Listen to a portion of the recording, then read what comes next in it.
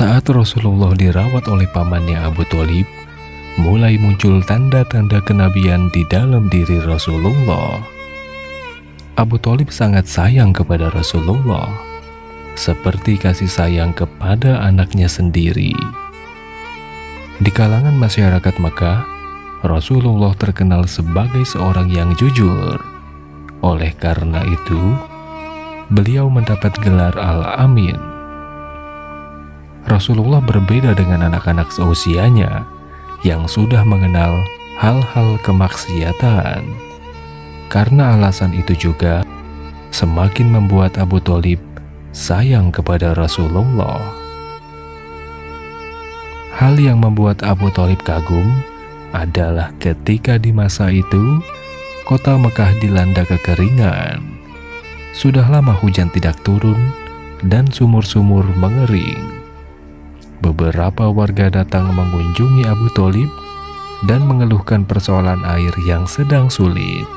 Sehingga Abu Thalib mengajak warga untuk berdoa di Ka'bah dengan mengajak serta Rasulullah untuk berdoa bersama. Tidak lama setelah itu, hujan pun turun. Allah seketika mengabulkan doa orang-orang Mekah dengan wasilah baginda Rasulullah. Kehadiran Rasulullah sebagai penerus Nabi Isa alaihi salam marak terdengar oleh kalangan ahli kitab Yahudi. Bahkan ada di antaranya yang ingin membunuh Nabi Muhammad atas pertolongan Allah.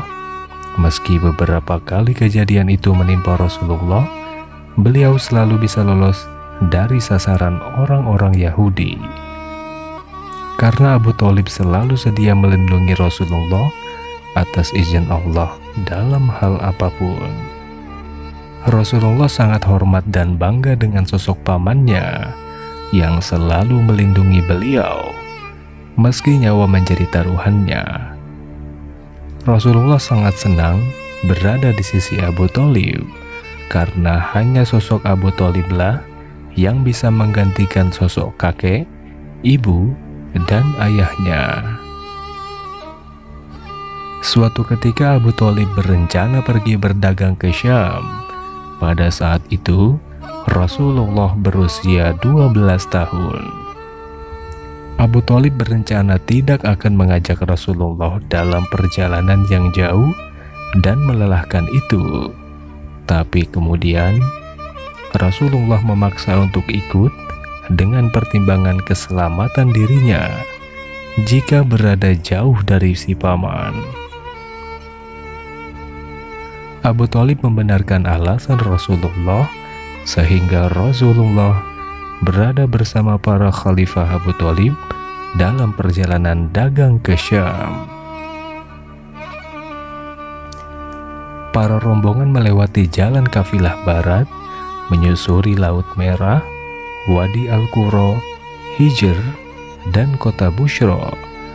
Bagi para kafilah, kota Bushra merupakan pusat perdagangan yang ramai. Di daerah ini juga ada seorang pendeta yang terkenal bernama Buhairah.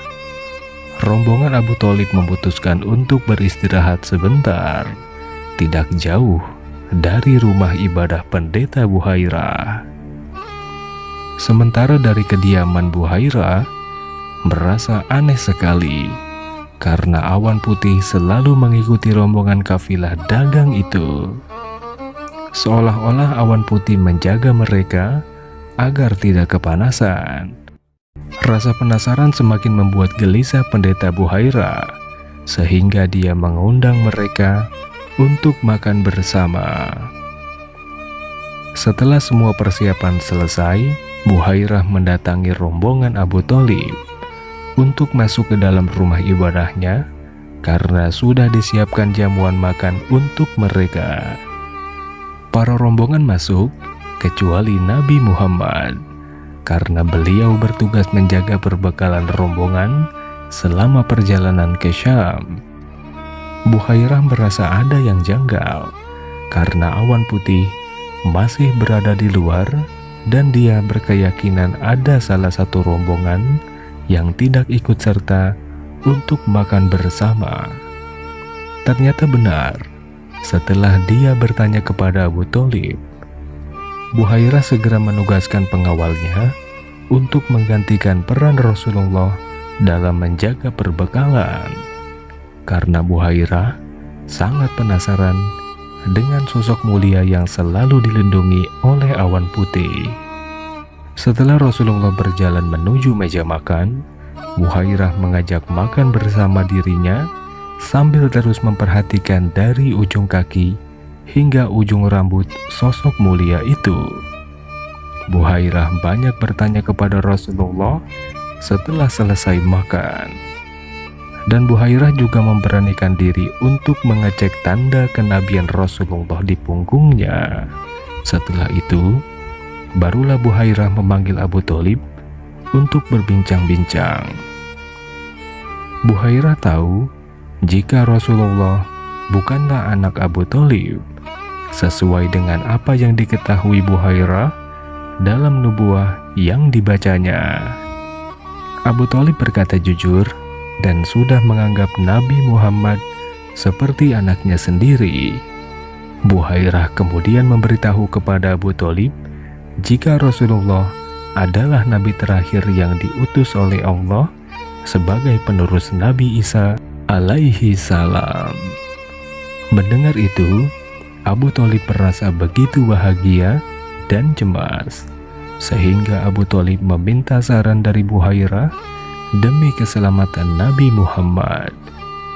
Setelah mendapat saran dari Buhairah, Nabi Muhammad kembali pulang ke Mekah demi menjaga keselamatan dirinya. Tidak lama setelah para rombongan pergi meninggalkan pendeta Buhairah, 3 orang Yahudi datang menghampiri tempat ibadah itu.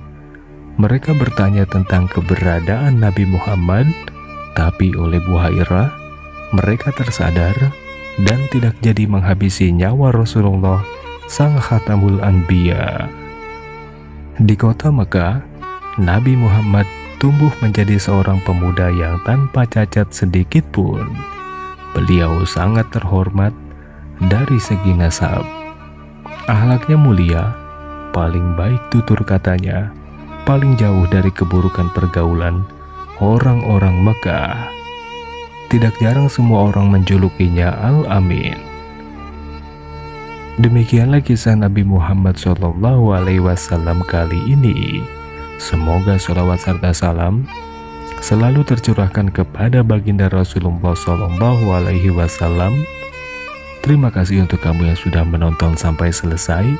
Assalamualaikum warahmatullahi wabarakatuh. Sampai jumpa di video berikutnya.